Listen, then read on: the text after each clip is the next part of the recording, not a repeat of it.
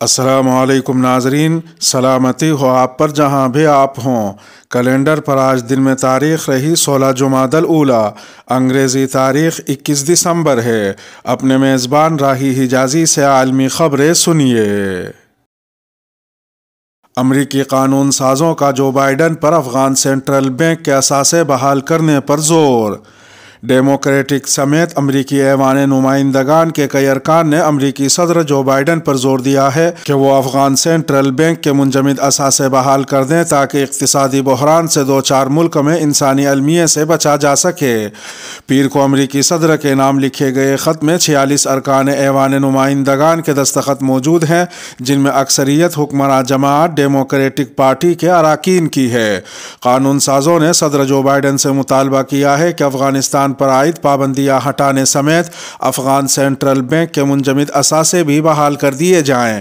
خط میں کہا گیا ہے کہ حکومت کا نظم و نسق سنبھالنے والے طالبان رہنماؤں پر امریکی پابندیوں کا اثر افغانستان میں کام کرنے والے عالمی مالیاتی اداروں اور رفاہی تنظیموں پر پڑ رہا ہے۔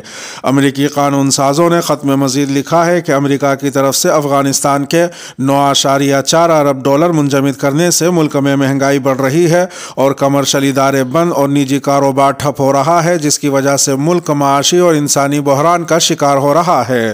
اس خط میں مزید کہا گیا ہے کہ سخت معاشی پالیسیوں سے طالبان رہنما تو کمزور نہیں ہوں گے، لیکن بے گناہ افغان شہری اس سے تکلیف کا شکار ہوں گے جو پہلے ہی اشروں پر محیط جنگ اور غربت کے باعث پریشان ہیں۔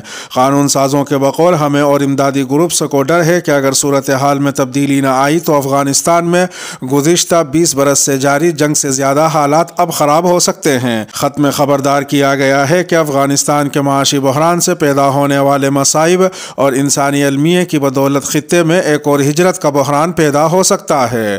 ادھر دوسری طرف وائٹ ہاؤس کی پریس سیکریٹری جین ساکی نے اس خط کے بارے میں وائس آف امریکہ کی جانب سے پوچھے گئے ایک سوال کے جواب میں کہا کہ افغان اثاثوں کے معاملے میں 9/11 کے متاثرین کی جانب سے دائر دعویٰ عدالت میں زیر سماعت ہے۔ ان کا کہنا تھا کہ عدالتی کارروائی کے ساتھ ساتھ انتظامیہ کو اس مشکل سوال کا بھی سامنا ہے کہ امداد کو طالبان کی رسائی سے دور رکھ کر عام افغان شہریوں تک کیسے پہنچایا جائے۔ ان کا کہنا تھا کہ طالبان اب بھی امریکہ کی بین الاقوامی دہشت گرد گروہوں کی فہرست میں شامل ہے۔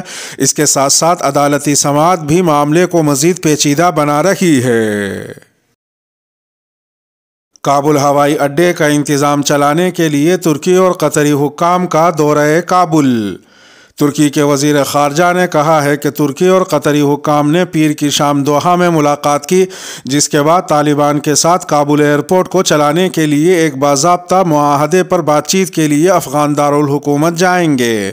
انقرہ کابل ہوائی اڈے کے حوالے سے دوحہ کے ساتھ بات چیت کر رہا ہے اور اعلان کیا ہے کہ وہ اسے چلانے کے لیے کام کر رہے ہیں۔ روئٹرز نے اطلاع دی ہے کہ متحدہ عرب امارات نے بھی ہوائی اڈے کا انتظام سنبھالنے کے لیے طالبان کے ساتھ بات چیت کی۔ ترکی کے وزیر خارجہ نے کہا کہ دو ترک اور قطری کمپنیوں نے افغانستان کے 5 ہوائی اڈوں کے انتظام کے حوالے سے مفاہمت کی یادداشت پر دستخط کیے ہیں، جن میں کابل ہوائی اڈہ بھی شامل ہے، لیکن انہوں نے دیگر 4 ہوائی اڈوں کا نام نہیں لیا۔ انہوں نے مزید کہا کہ اس تناظر میں ہم افغانستان کی عبوری حکومت کو مشترکہ پیشکش کریں گے۔ ہمارے ساتھی آج رات دوحہ جا رہے ہیں اور وہاں سے ایک ساتھ کابل جائیں گے۔ وہاں کی عبوری حکومت سے اس معاملے پر بات چیت کریں گے۔ انہوں نے مزید کہا کہ اگر ہماری شرائط پوری ہو جائیں تو ہم قطر کے ساتھ ہوائی اڈے آپریٹ کر سکتے ہیں۔ اگر ایسا نہیں کیا گیا تو ہم پر انہیں چلانے کی کوئی ذمہ داری نہیں ہوگی۔ چین کی افغانستان پر پابندیوں میں امریکی استثناء کی کوششوں کی مخالفت۔ چین نے روس کی حمایت سے پیر کو افغانستان کی سلامتی کونسل میں ایک امریکی قرارداد کے مسودے کی مخالفت کی، جس میں طالبان کے زیر انتظام افغانستان پر عائد اقتصادی پابندیوں میں انسانی بنیادوں پر استثناء کا نظام شامل تھا۔ ایک سفارتکار نے نام ظاہر نہ کرنے کی شرط پر خبر رساں ایجنسی فرانس پریس کو بتایا کہ چین اور روس اس قرارداد کے ایک پیراگراف کو حذف کرنا چاہتے ہیں، جس میں افغانستان کی ذمہ دار کمیٹی کو اثاثے منجمد کرنے سے استثناء دینے کی اجازت ہے۔ چین کے اقوام متحدہ کے سفیر نے پیر کو ایک ٹویٹ میں کہا کہ انسانی امداد اور زندگی بچانے والی امداد کو بغیر کسی رکاوٹ کے افغان عوام تک پہنچنا چاہیے۔ سفارتی ذرائع کا کہنا ہے کہ امریکہ کو سلامتی کونسل کے دیگر 14 ارکان کی جانب سے پیر کو اپنے مسودے کی منظوری کی امید تھی تاکہ وہ اسے منگل کو رائے شماری کے لیے پیش کر سکیں۔ ایک سفارتکار نے کہا کہ 2015 میں طالبان پر عائد کی گئی پابندیوں میں فی الحال انسانی بنیادوں پر کوئی استثناء نہیں ہے اور امدادی کارکنوں کے لیے پابندیوں کی زد میں آنے والے افراد کی سربراہی میں چلنے والی وزارتوں کے ساتھ مالی لین دین کرنے سے پابندیوں کی خلاف ورزی ہوگی۔ بعد ازاں امریکہ نے معاملہ بمعاملہ استثناء کے متعلق متنازع پیراگراف کو حذف کرنے کے بعد ایک نیا مسودہ پیش کیا جس میں کہا گیا کہ 1 سال کی مدت کے لیے انسانی امداد کو افغانستان پر پابندیوں کی خلاف ورزی تصور نہیں کیا جائے گا۔ ترکش لیرہ نے بھری اڑان، 30% قیمت دوبارہ حاصل کر لی۔ ترکی میں آج امریکی ڈالر کے لیے سخت ترین دن تھا۔ ترکش لیرہ نے ڈالر کو پیچھے چھوڑتے ہوئے اپنی کھوئی ہوئی 30% قیمت دوبارہ حاصل کر لی ہے۔ صدر اردوغان کی نئی معاشی پالیسی نے مرتے ہوئے ترکش لیرہ میں نئی زندگی پھونک دی۔ صدر اردوغان نے اوپن مارکیٹ سے امریکی ڈالر سمیت کسی بھی غیر ملکی کرنسی کی خریداری پر پابندی عائد کر دی ہے۔ ترکی کی نئی معاشی پالیسی کا اعلان کرتے ہوئے صدر اردوغان نے مہنگائی کی شرح بھی 4% کر دی۔ حکومت کی نئی معاشی پالیسی کے اعلان کے بعد ہی استنبول اور ملک بھر کی ایکسچینج مارکیٹس میں افراتفری پھیل گئی۔ ہر شخص نے امریکی ڈالر اور غیر ملکی کرنسی فروخت کرنا شروع کر دیا۔ ٹرکش بینکس ایسوسی ایشن کے مطابق مارکیٹ کھلتے ہی صرف 1 گھنٹے میں لوگوں نے 1 ارب ڈالر مارکیٹ میں فروخت کر دیے، جس کے بعد امریکی ڈالر کی قیمت گرنا شروع ہو گئی۔ آج امریکی ڈالر کے مقابلے میں ترکش لیرہ کی قیمت میں 30% کا غیر معمولی اضافہ ہو گیا۔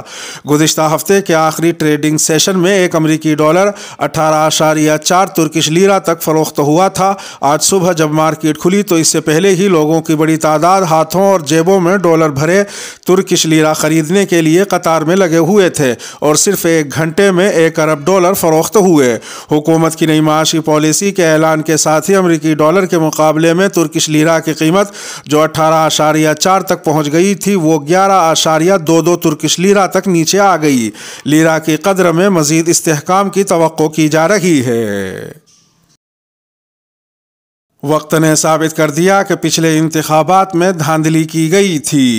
جمعیت علماء اسلام کے سربراہ مولانا فضل الرحمان نے کہا ہے کہ جمعیت علماء اسلام خیبر پختونخوا کی سب سے بڑی سیاسی جماعت تھی۔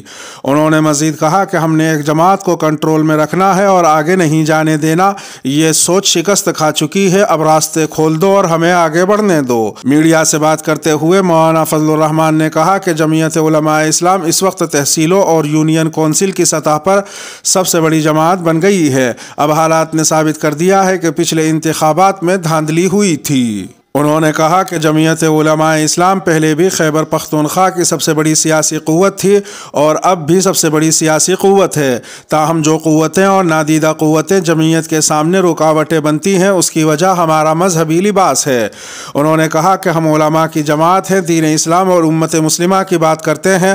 مولانا فضل الرحمان نے کہا کہ پاکستان میں آئین کی روح سے قرآن و سنت کے نظام کی بات کرتے ہیں تو لوگ سمجھتے ہیں کہ اگر یہ لوگ اوپر آ گئے تو امریکہ اور مغربی دنیا کیا سوچے گی۔ انہوں نے کہا کہ جب مغربی دنیا نے افغانستان کے طالبان کے ساتھ صلح کر لی تو کیا ہم ان کے لیے قابل قبول نہیں ہوں گے، لہٰذا یہ سوچ ختم ہونی چاہیے۔ سربراہ جمعیت علماء اسلام نے کہا کہ ہم پاکستان کو ان سے بہتر چلائیں گے، ہمیں پاکستان چلانا آتا ہے اور خدا کے فضل سے ہم دیانت دار لوگ ہیں۔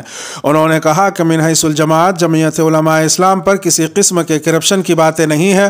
ملک میں اس طرح کی چیزیں رہیں گی تو ملک کا کاروبار ٹھپ ہو جائے گا۔ سیاست دانوں کو بدنام کرنا، ان کی تذلیل کرنا، یہ وتیرہ اب ختم ہونا چاہیے، ورنہ جو لوگ سیاست دانوں کے خلاف اس طرح کا پروپیگنڈا کرتے ہیں وہ سیاست دانوں سے 1000 درجہ زیادہ کرپٹ لوگ ہیں۔ اسرائیلی فوج کو قتل کا لائسنس ملنے پر فلسطینیوں میں شدید غم و غصہ۔ اسرائیلی فوج کی اعلیٰ قیادت کی طرف سے فلسطینی شہریوں بالخصوص سنگ باری کرنے والوں کا تعاقب کرتے ہوئے انہیں گولی مارنے کے نئے احکامات پر فلسطینیوں میں خوف و ہراس کی نئی لہر دوڑ گئی ہے۔ نئی اسرائیلی پالیسی کے بعد فلسطینی شہریوں کی زندگیوں کے بارے میں فکر مند ہیں، خاص طور پر وہ لوگ جو اسرائیلی افواج اور آباد کاروں کے طرز عمل کے خلاف مظاہرہ کر رہے ہیں۔ ان کے حوالے سے خدشات بڑھتے جا رہے ہیں۔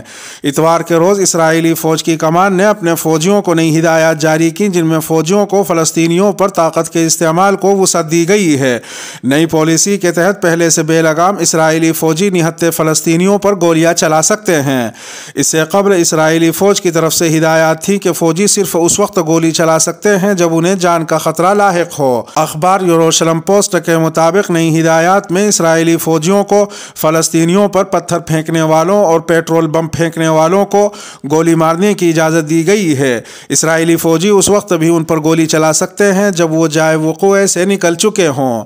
فلسطینی وزارت خارجہ نے پیر کے روز ایک بیان میں کہا کہ نئی ہدایات قابض فوجیوں کو مزید فلسطینیوں کو ماورائے عدالت قتل کرنے کی اجازت دینے کے مترادف ہے۔ فلسطینی حکام نے اسے متعلقہ بین الاقوامی حکام اور عدالتوں میں اٹھانے کا فیصلہ کیا ہے۔ فلسطینی وزارت خارجہ نے ایک بیان میں ان ہدایات پر بہت سنجیدگی سے غور کرنے اور انہیں قابض فوج کے سپاہیوں کی خواہشات، مزاج اور اندازوں کے مطابق فلسطینی شہریوں کے خلاف طاقت کے استعمال کی مکمل آزادی دینے کے مترادف قرار دیا ہے۔